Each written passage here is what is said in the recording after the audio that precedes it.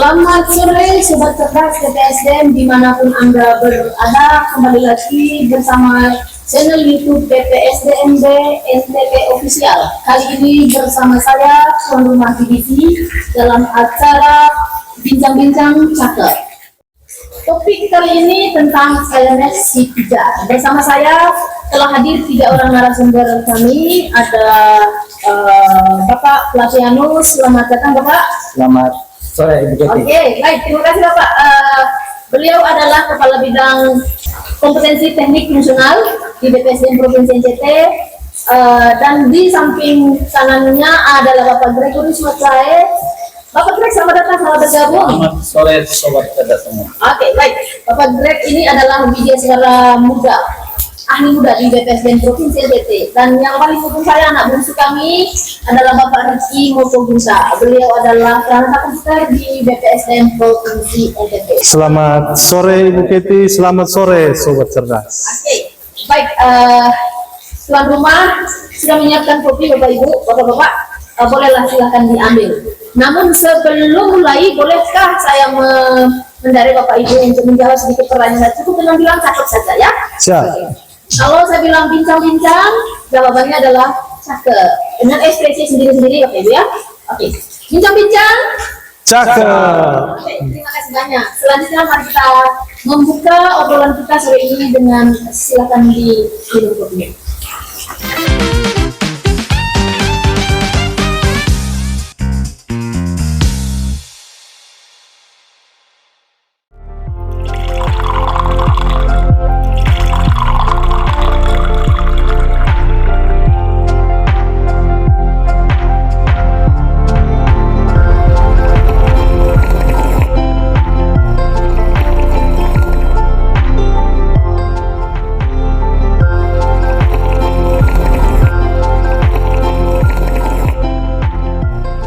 Baik, Bapak Ibu, sambil ngopi, hujan rintik, mari kita lanjutkan perbincangan kita tentang LMS tadi ya. LMS adalah, bolehkah Bapak Riki menjelaskan dulu LMS itu apa, Bapak Riki? Baik, terima kasih Bu Keti, Sobat Cerdas dimanapun berada. Jadi LMS itu adalah singkatan dari Learning Management System. Jadi itu merupakan sebuah platform digital untuk mendukung proses pembelajaran.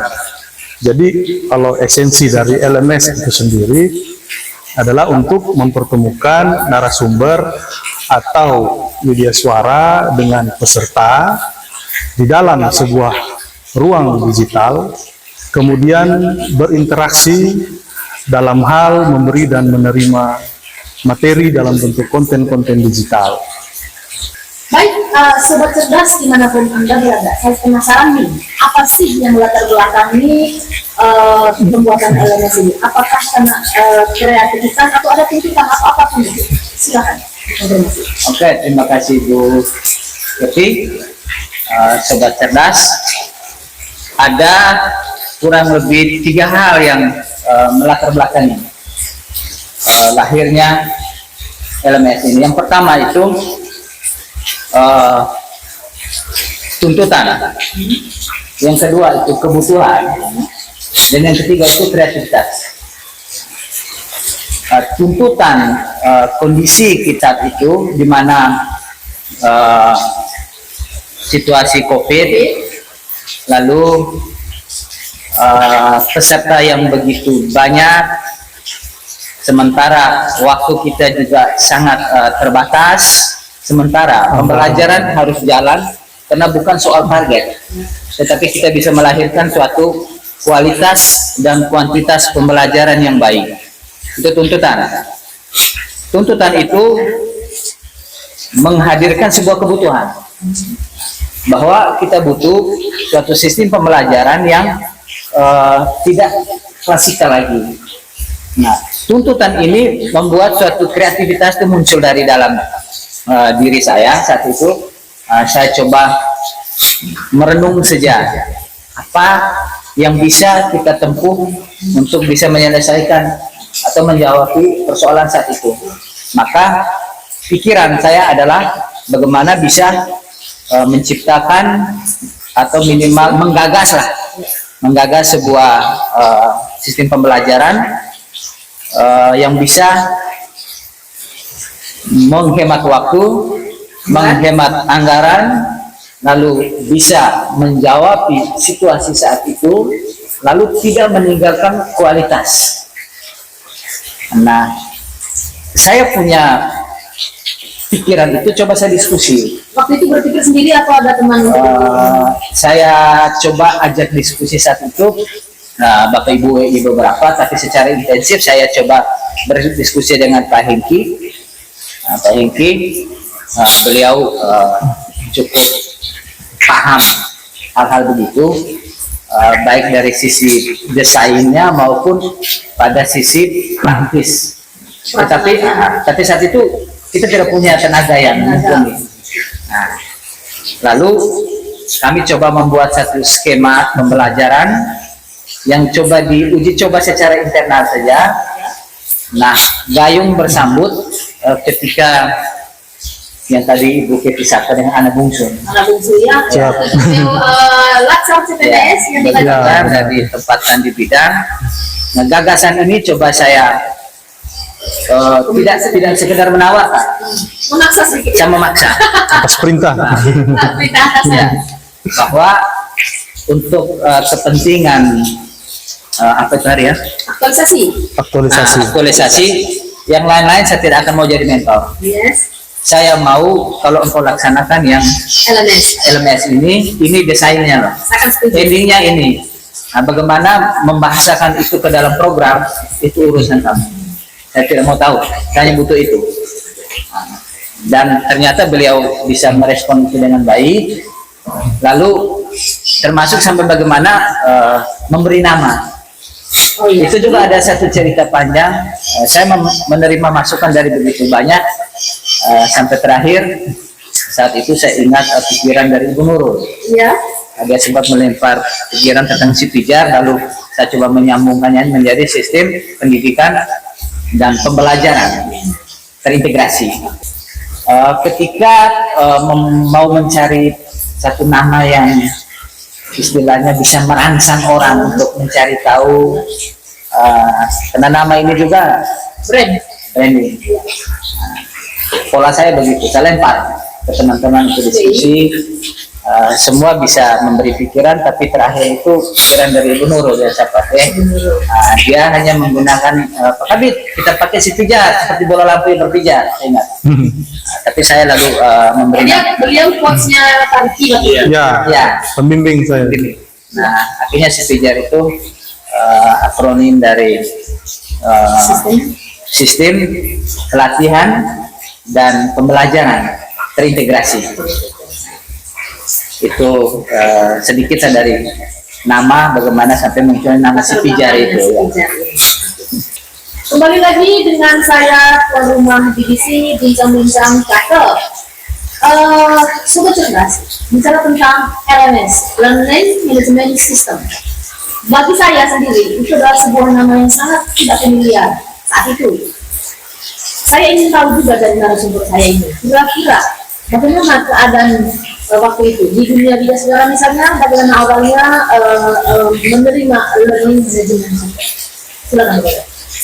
Terima kasih Ibu Siti, pertanyaan yang sangat menarik, juga pengalaman Ibu Siti bersama juga dengan pengalaman saya bagaimana terjadi peralihan dari klasikal menuju non klasikal.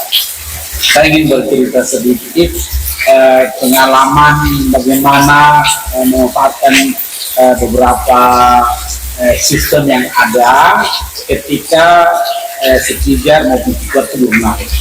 Beberapa kali pembelajaran saya kesulitan berinteraksi dengan peserta karena keterbatasan waktu. Lalu saya mencoba informasi-informasi kira-kira apa yang cocok waktu. Lalu saya melihat ternyata satu platform yaitu Classroom luar biasa. Karena apa? Ketika peserta mengirim tugas, ya kita bisa langsung menilai tugas mereka. Setelah itu bulan setelah bulan yang berikut kita bisa berinteraksi langsung live cam di situ. Jadi mereka menyampaikan kendala, kesulitan mengupload gugatan dan lain juga bisa langsung merespon lalu memberikan jalan keluar. Lalu yang berikut, keunggulan dari Classroom itu yang juga sama dengan ketiga nanti itu adalah kita bisa memberikan nilai ya kepada peserta secara kuantitatif dari hasil kerja mereka, dan mereka juga bisa melihat langsung nilai mereka, lalu kita bisa melakukan analisis nilai karena sudah berbasis Google Drive juga, jadi hasilnya nanti ada di spreadsheet, bisa dilihat langsung nilai mereka. Nah, mungkin dari cerita ini kita bisa tahu bersama ternyata si pijar yang Begitu masuk kejar, begitu masuk kejar, oh ternyata cara kerjanya hampir sama. Ya, walaupun ada beberapa sisi yang mungkin berbeda karena cara berpikir, cara kreativitas setiap orang kan berbeda. Tapi intinya adalah si pijar yang dibangun saat itu ternyata membantu semua peserta juga biasa untuk bagaimana bisa itu membantu peserta dalam mempelajari berbagai materi, karena itu kita tahu dipijarkan sudah ada materi yang disiapkan di sana kan dari lalu peserta bisa belajar mempelajari materi-materi itu, dan pada akhirnya mereka juga ya bisa mempelajari beberapa penegakan di sana lalu mengerjakan. jadi dari segi video suara begitu si pijar masuk sebenarnya tidak ada masalah. Sebenarnya bagi beberapa media suara tidak ada, Bagi beberapa, bagi yang lain mungkin ini adalah sesuatu yang baru, tetapi mereka tadinya diskusi bersama waktu Semuanya. diskusi ternyata pijar itu pada akhirnya diterima dengan kita oleh teman-teman. baik. Dengan peserta mungkin atau tidak ada masalah dengan peserta? Dengan peserta memang seperti yang kita alami selama ini, Bapak Rizky bersama tim selalu memberikan beberapa informasi awal bagaimana tutorial menggunakan sehingga pada akhirnya peserta juga bisa paham dan apa yang menjadi kewajiban peserta itu dapat dipenuhi dalam sidang. Sobat cerdas yang tadi itu adalah kendala di dunia virtualnya atau penggunaan di dunia virtualnya bagaimana elemen itu. Kali ini saya ingin sekali mengetahui bagaimana elemen masuk dan mempengaruhi sistem kerja di bidang teknik fungsional. Seperti apa kendalanya dan seperti apa solusi dan lain-lain. Untuk hal ini silakan dikonfirmasi, mungkin bisa diceritakan sedikit. Silakan. Bapak silakan. Ibu Kesi dan sobat cerdas yang saya hormati, nah, bicara kendala atau hambatan awal ketika muncul gagasan membentuk atau membuat LMS ini, bahwa saya sadari betul saya sendiri secara kompetensi untuk membuat satu program saya tidak punya.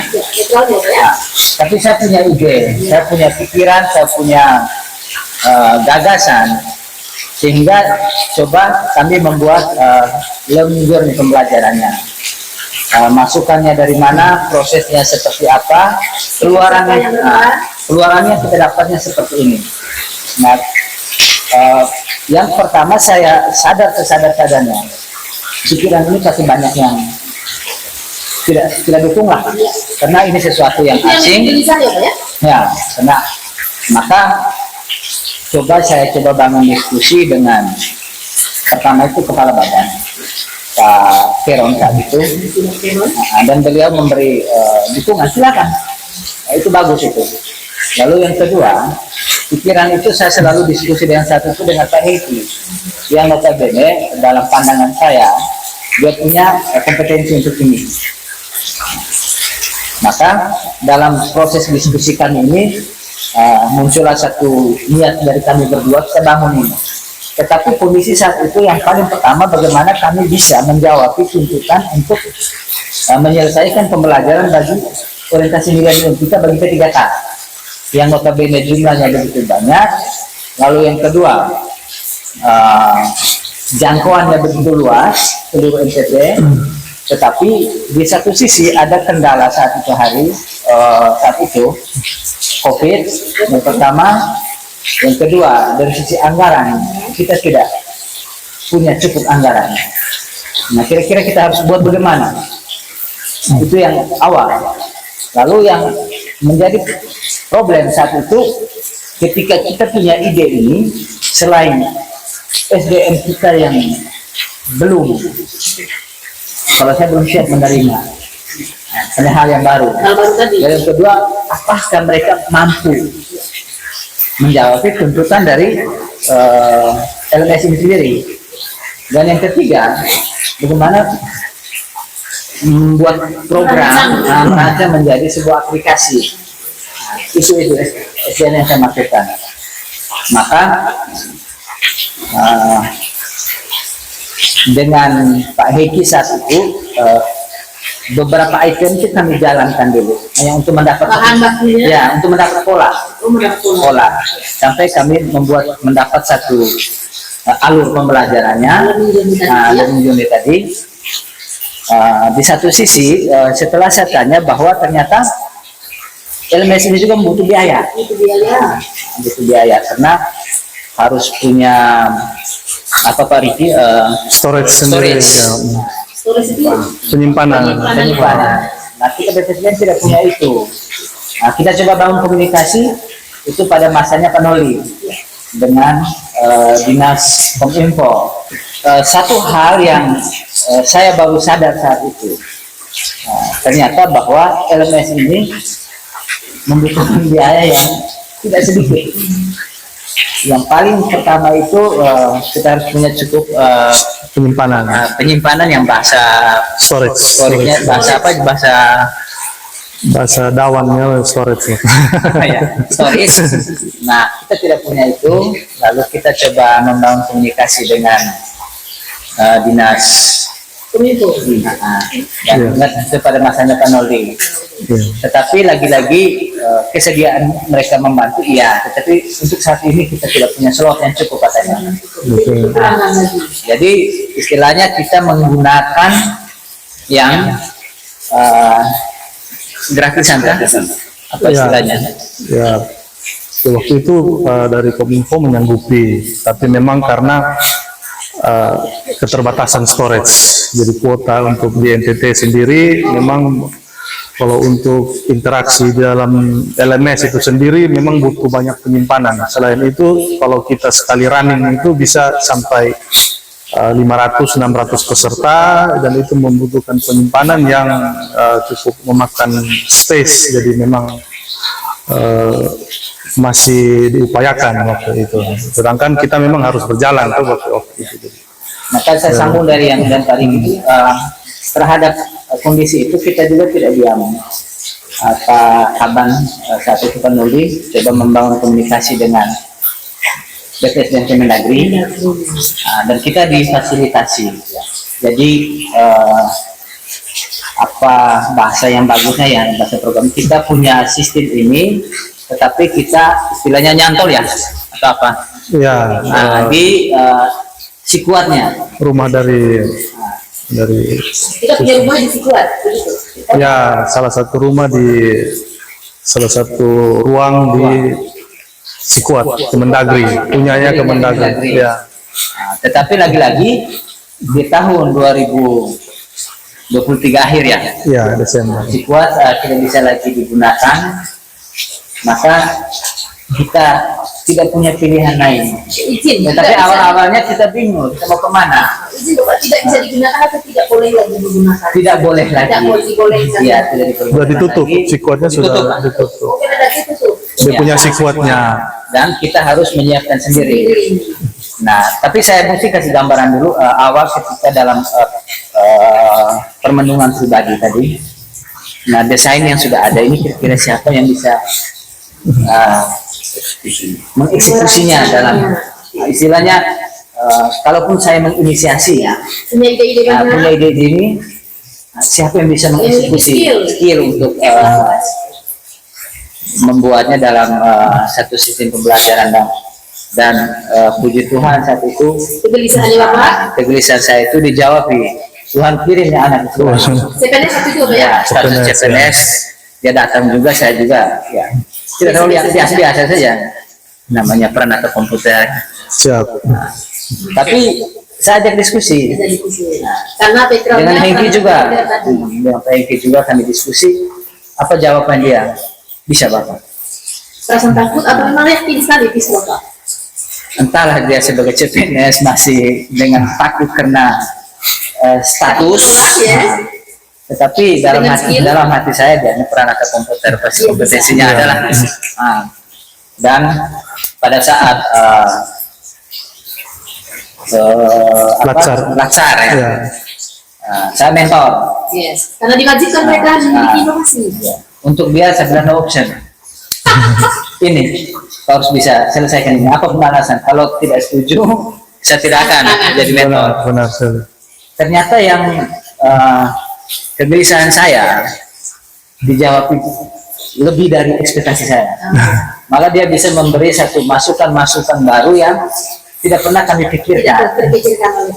Oh, maka saya bahwa berarti anak ini dia lebih dari kata mampu. Dia akan menjawab. Dia pasti akan menjawab itu. Dan terhadap problem story tadi itu yang saya bersyukur ketika Ibu Endarina datang sebagai kepala badan di sini, kami dengan Diki juga membangun diskusi. Dan satu pertanyaan Ibu saja saat itu, masalahnya di mana? Masalahnya di mana? Masalahnya Jawabannya di mana? bukan satu saja. Pak. Ya, masalahnya di mana? Tetapi kami sampaikan ke Ibu bahwa persoalan yang paling mendasar itu sebenarnya kita tidak punya storage yang cukup karena kita tidak bisa melakukan pengembangan ya Riki, Ya, benar. terhadap LMS yang mulai dibentuk itu tanpa storage itu dan Storage itu membutuhkan biaya. dan Ibu Kaban Ibu Endarina dengan penuh keyakinan dan rasa tanggung jawab, oke itu nanti saya selesai. Dan tidak lama, mungkin sampai 1 bulan. Akhirnya terjawab. Story sudah ada, Akhirnya disiapkan. dan saya bilang apa Riki? Sekarang masalahnya ada di kita sekarang. ya, masalah itu ada di kita. Iya. Jadi, kita harus kembangkan Akhirnya sudah. serahkan Ricky. Iya. Jadi memang pada awal mulanya itu saya balik lagi flashback ke awal. Jadi saya sebagai CPNS baru di BPSDM ditempatkan di bidang kompetensi teknik fungsional. Jadi waktu itu saya juga baru di dunia birokrasi sama sekali dari nol. Jadi apalagi sampai dengan LMS itu. Iya, sama sinyal itu kemudian dari menanyakan tentang apa. Ya, jadi awal mulanya itu setelah CPNS itu kan kita wajib untuk mengikuti latsar, latihan dasar. Jadi di situ metode yang diwajibkan untuk kita laksanakan itu adalah untuk Terus kalau memiliki dalam bentuk pengembangan inovasi pelayanan publik. Jadi setelah mempelajari metode-metode tersebut, dengan sendirinya kita sudah paham bahwa kita sudah tahu apa sih isu yang muncul di bidang itu. Dengan sendirinya muncul setelah berdiskusi dengan Bapak Kabit itu sebagai mentor. kalau saya tidak salah ini Ya. perintahnya adalah harus mengangkat masalah yang ada di bidang Ya, dan masalah itu ada di Bapak Kabit sebenarnya. Jadi dengan metode semacam APKL itu dengan sendirinya muncul prioritas nomor 1 itu adalah LMS, itu adalah jalan keluar untuk bidang kompetensi teknik fungsional saat itu. Maka mulailah saya baca LMS itu apa itu. Jadi ternyata setelah dibaca saya lihat wah ini LMS ini adalah sebuah program yang sangat unik ya. Kalau dari sisi programmer belum pernah kita bangun seperti ini. Jadi di mana untuk LMS itu sendiri kita harus betul-betul orang yang sudah paham bagaimana pengelolaan kelas pembelajaran. Maka langkah yang diambil itu ya pertama mendapat arahan dari Pak Kabit, ini gambaran umumnya sudah ada learning journey-nya waktu itu. Kemudian ya selain itu sudah dibimbing dari waktu itu coach saya Ibu Nurul Kasana. bagaimana kita untuk mengurai masalah sampai dapat itu. Jadi saya perlu berdiskusi dengan stakeholder, para pemanfaat, para pengguna. Maka mulailah mencari definisi dulu, belum sampai jauh. Tanya-tanya di Pak Hengki waktu itu, dengan Ibu Keti sendiri juga waktu itu saya pernah, Pak Greg. Saya ingat kita sempat uji coba di bidang. Ya, uji coba. Di bidang jadi peserta. Betul. Ya. Kemudian masukkan lagi terakhir waktu itu Pak Daud juga. Jadi maka saat itu untuk rancangan inovasi pelayanan publik jadilah dibentuk dengan judulnya waktu itu masih e-learning BPSDM NTT, LMS-nya masih nama itu. Kemudian setelah kita uji coba memang seperti Pak Kabit bilang masih banyak kekurangan, trial and error-nya, perjalanannya. Jadi saat itu LMS e-learning BPSDM itu belum maksimal penggunaannya, maka kita memang masih dengan waktu itu masih kita mencari Coba di Nagekeo. coba ya. Ya.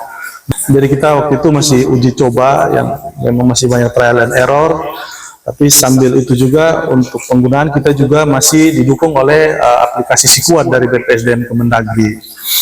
Kemudian pada akhir tahun 2023 aplikasi Sikuat itu sendiri diakhiri penggunaannya untuk seluruh area Kemendagri. Jadi saat itu mau tidak mau kita sudah harus finalkan LMS yang kita punya ini.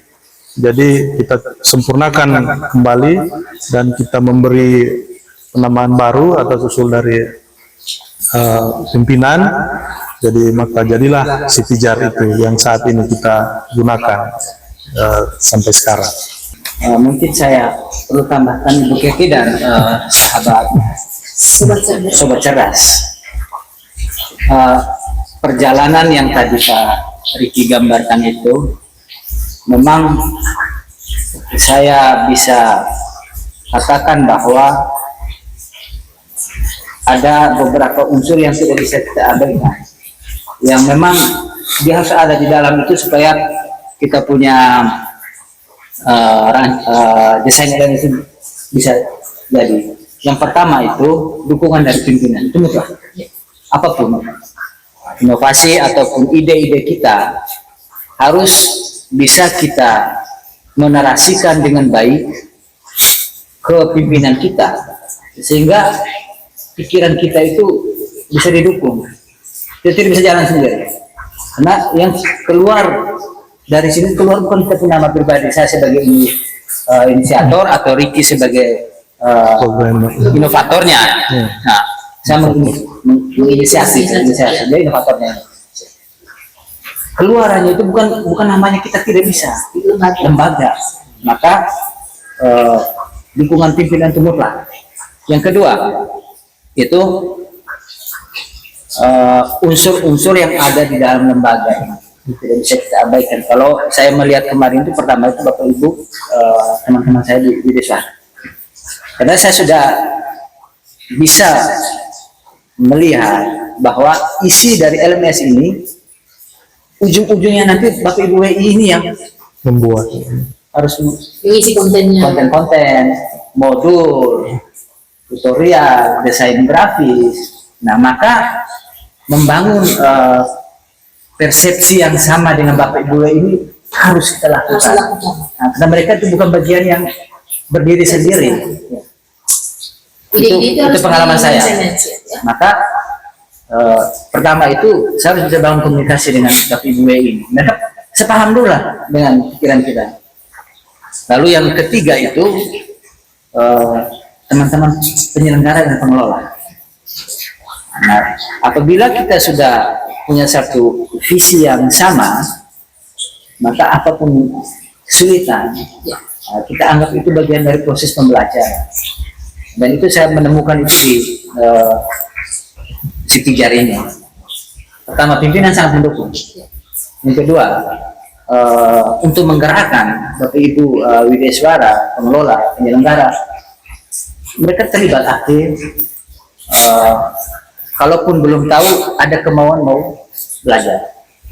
Nah, itu yang membuat kita tidak menyerah Tidak patah semangat. tidak patah semangat ketika ada kendalanya banyak juga, tapi optimisme kita tetap kita bangun karena Tetap belajar bersama. stakeholder yang ada ini punya pikiran yang sama.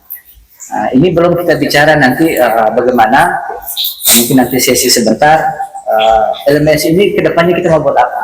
Baik. Terima kasih Bu. Sobat cerdas dimanapun Anda berada, kembali lagi dengan saya tuan rumah BBC, bincang-bincang cakep. Kalau bicara tentang LMS ini membuat kita LDR loh. Ya walaupun jauh tapi ada manfaat. Begitu juga dengan learning management system. Hubungan jarak jauh tapi memberikan manfaat. Selanjutnya saya akan minta konfirmasi dari narasumber saya 3 orang ini.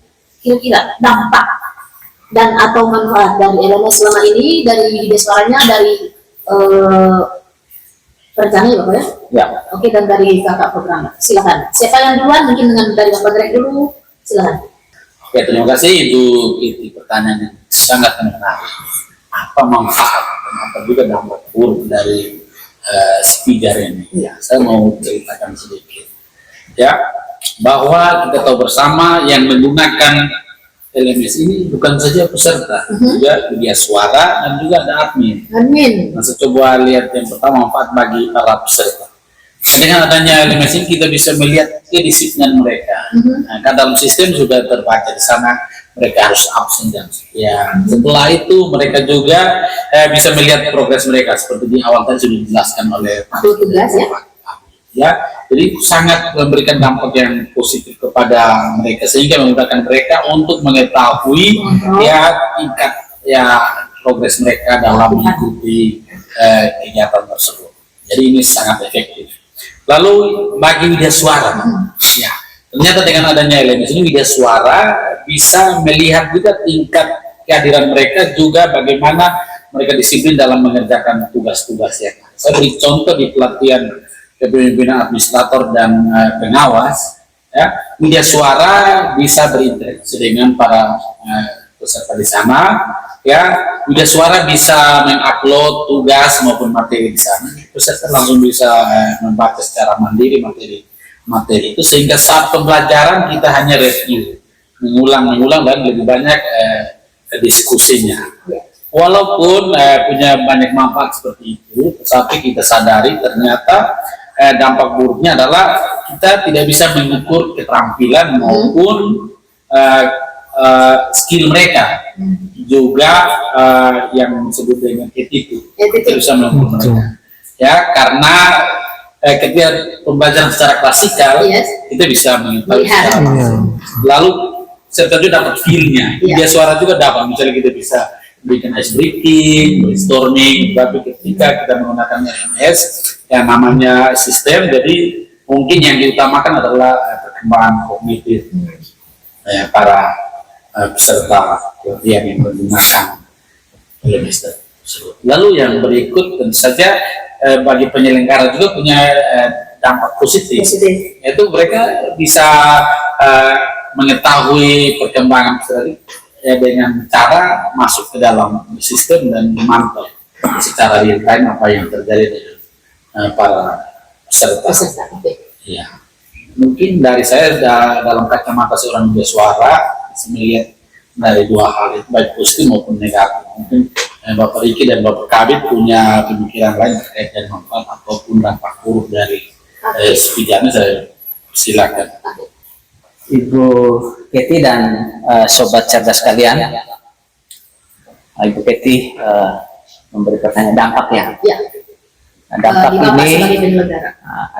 saya melihat dari 2 sisi, bisa dampak positif, tapi juga dampak negatifnya. Nah, tadi beberapa Pak Greg sudah sampaikan. Nah, hal lain yang saya mau lihat, yang pertama itu dari sisi positifnya, bahwa LMS ini menghemat budget anggaran yang sangat luar biasa. Sangat luar biasa. Saya coba membuat satu perhitungan ketika kami menyusun kebutuhan anggaran pelatihan untuk orientasi nilai dan etika untuk P3K.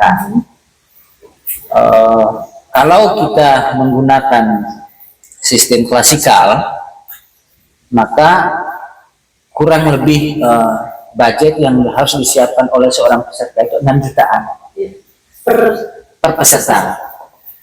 Tetapi dengan menggunakan LMS ini, maksimal yang dibutuhkan itu 1.100.000 sekian per peserta. Jadi penghematannya itu sangat besar. Nah, lalu penghematan ini juga dalam pandangan saya, ini juga ada yang tidak baik juga untuk orang lain. Dampak ini bisa kita lihat juga dari sisi yang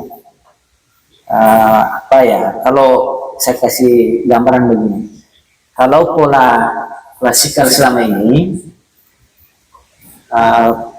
daerah mendapat PAD yang cukup dari penggunaan fasilitas, Seperti penggunaan ruangan kelas, asrama, aula. LMS ini fasilitas-fasilitas itu sebagai besar kita tidak gunakan lagi, maka potensi PAD kita menjadi berkurang. Ini menyimpan satu PR tersendiri. Makanya kita juga sudah mulai memikirkan bagaimana LMS ini bisa memberi kontribusi terhadap pendapatan, yang tentunya memang harus kita benahi beberapa tarikh dia punya menu-menu pembelajarannya Konten atau digitalnya. yang baik, lalu payung hukumnya harus kita siapkan sehingga LMS ini di satu sisi bisa kita bangun dengan satu pemikiran dan juga tindakan nyatanya nanti yang kita buat harus bisa memberi satu potensi untuk pendapatan. Nah, ini yang ke depan harus kita. Jadi maksud Bapak, kalau dulu kita bisa menggunakan ruang kelas sekali untuk meningkatkan pendapatan kita, kali ini nanti kita akan jadi ruang digital ini yang akan kita gunakan, kita maksimalkan untuk mendapatkan paling tidak ada potensi untuk ada kita. Baik. Kalau pada bahasa yang sederhananya, membiayai kembali kegiatan ini, LMS ini dari pendapatan yang dapat.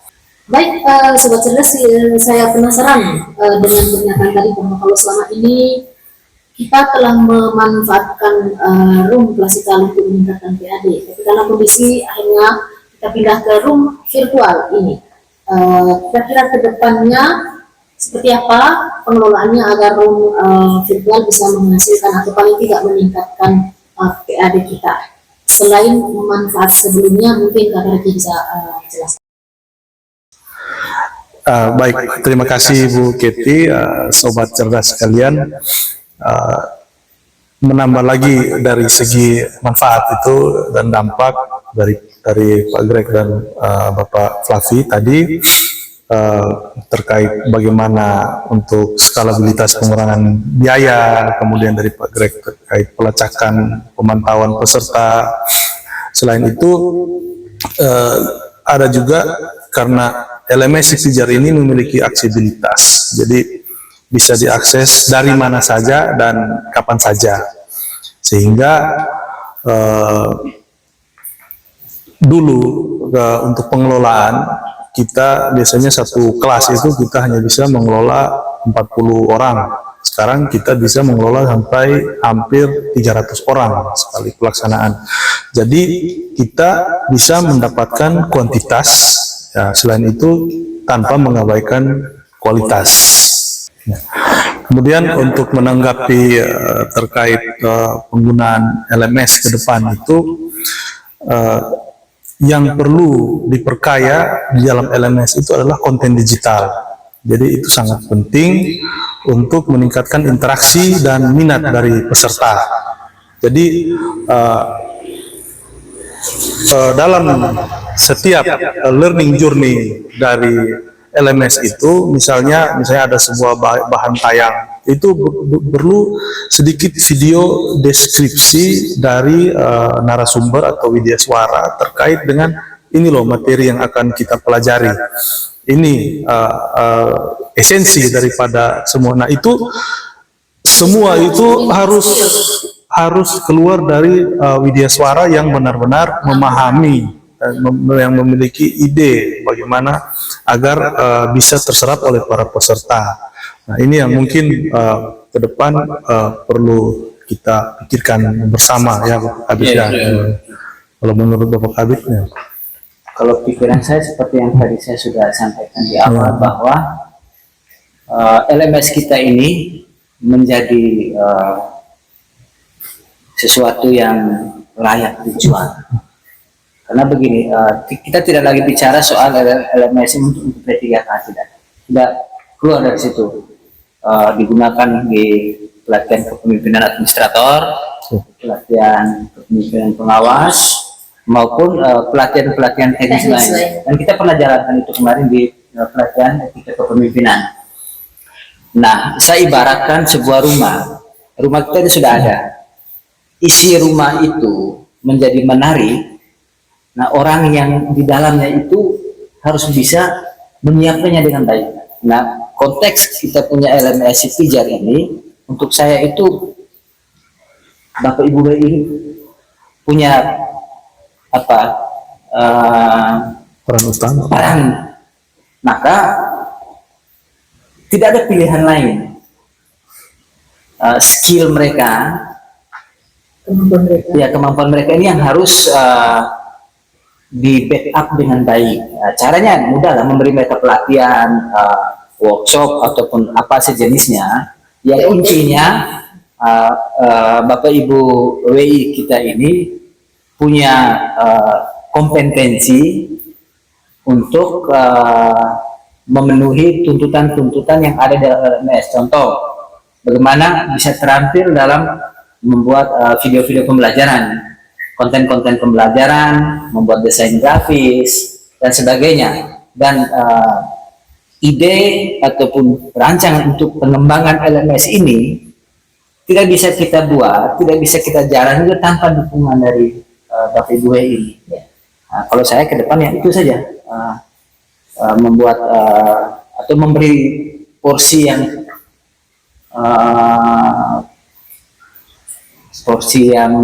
cukup besar, porsi yang pantas untuk Bapak Ibu ini meningkatkan mereka punya keterampilan dalam mengelola LMS konten-konten. Ya, konten-konten itu yang nanti kita jual. Makanya harus tetap diupdate terus. Ya, dan dia bukan satu benda mati yang kita sudah buat hari ini selesai. Bulan depan, tahun depan kebutuhannya sudah lain. Nah, karena kebutuhan pelanggan juga beda, lalu jualan kita juga harus variatif, istilahnya saya. Kalau pikiran saya seperti itu, Pak Riki. Memang kalau saya sih pimpinan kita Ibu Kaban juga sangat memberi support yang bagus terhadap ini, tetapi yang perlu kita siapkan adalah bagaimana kita bisa memberi satu keyakinan bahwa yang kita jalankan ini punya nilai guna, lalu yang kedua bisa kita pertanggungjawabkan untuk peningkatan kualitas, kuantitas pengembangan ASN lingkup Pemprov ini. Itu poin yang bisa saya tambahkan, Ibu Keti. Sobat cerdas divisi yang saya kasihi, ruang kelas digital yang ada di LMS Pijar kedepannya dapat memberikan potensi PAD. Untuk meningkatkan hal tersebut dibutuhkan dua hal, yaitu strategi dan intervensi dari orang-orang tertentu. Di sesi berikutnya akan kami hadirkan narasumber yang tepat yang memiliki potensi untuk menyelesaikan strategi tersebut. Oleh karena itu, jangan lupa tetap like dan subscribe channel YouTube BPSDM NTT Official. Dari tempat ini, tuan rumah BBC Bincang-Bincang Cakep mengucapkan terima kasih kepada narasumber yang sudah menyediakan waktu hari ini. Terima kasih banyak Bapak Greg, Bapak Prati, dan Bapak Ricky. Mudah-mudahan di lain kesempatan kita akan bersua kembali untuk bincang-bincang cakep lainnya yang bisa mendukung kreativitas dari BPSDM Provinsi NTT. Jalan-jalan ke pasar Oeba. Cakep. Jangan lupa beli ikan kakap. Cakep. Sudah lama kita bincang-bincang bersama. Cakep. Jangan lupa nonton terus bincang-bincang. Cakep.